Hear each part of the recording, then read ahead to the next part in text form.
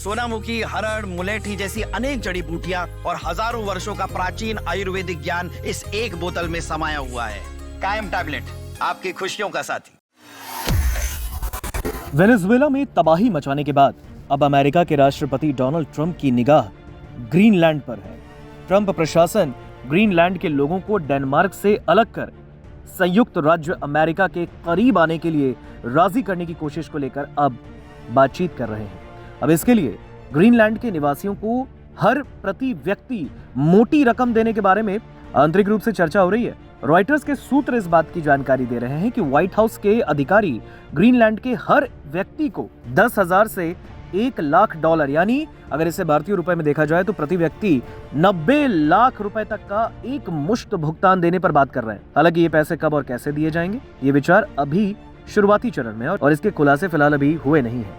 लेकिन इस बीच एक सवाल है कि क्या डोनाल्ड ट्रंप ग्रीनलैंड पर कब्जा करना चाहते हैं या फिर उसे खरीदना चाहते हैं। दरअसल अमेरिकी राष्ट्रपति का ग्रीनलैंड को खरीदने का ये आइडिया कोई नया नहीं है, लेकिन हाल ही में इस पर ज्यादा गंभीरता से अब बात हो रही है। अमेरिका के विदेश मंत्री मार्को रूबियो ने अपने देश के सांसदों से कहा कि प्रेसिडेंट ट्रंप ग्रीनलैंड पर कब्जा नहीं करना चाहते बल्कि उसे खरीदना चाहते हैं। हालांकि ट्रंप के इस कदम का यूरोपीय देश विरोध कर रहे हैं। यूरोप और उत्तरी अमेरिका के बीच स्थित ग्रीनलैंड द्वीप विश्व का सबसे बड़ा द्वीप है, जो लगभग 21,66,086 वर्ग किलोमीटर के क्षेत्र में फैला है।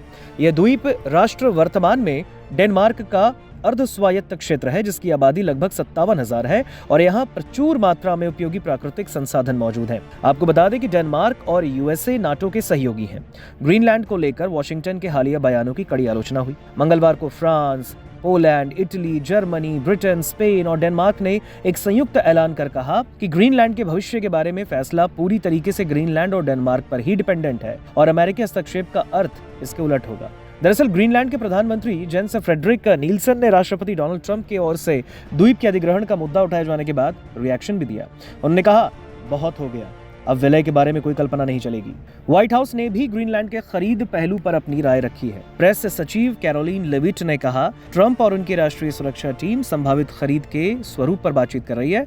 वहीं विदेश मंत्री मार्को रूबियो ने इस बात की पुष्टि की है कि वो अगले हफ्ते वॉशिंगटन में अपने डेनिश समकक्ष से ग्रीनलैंड और उसके भविष्य पर चर्चा करने के लिए मिलने वाले हैं। बहरहाल अब इस बीच देखना होगा कि जहां एक और अमेरिका ने वेनेजुएला को एयर स्ट्राइक करके तबाह किया, निकोलस मादुरो को अरेस्ट किया, तो अब दूसरी ओर जब ग्रीनलैंड पर डोनाल्ड ट्रंप की निगाह है, तो क्या आने वाले वक्त में डोनाल्ड ट्रंप के हिसाब से ग्रीनलैंड उनके पाले में आएगा या फिर ग्रीनलैंड में जिस तरीके से विरोध शुरू हुआ है वो डोनाल्ड ट्रंप के खिलाफ आने वाले वक्त में और उग्र हो जाएगा। इस खबर पर आप क्या सोचते हैं?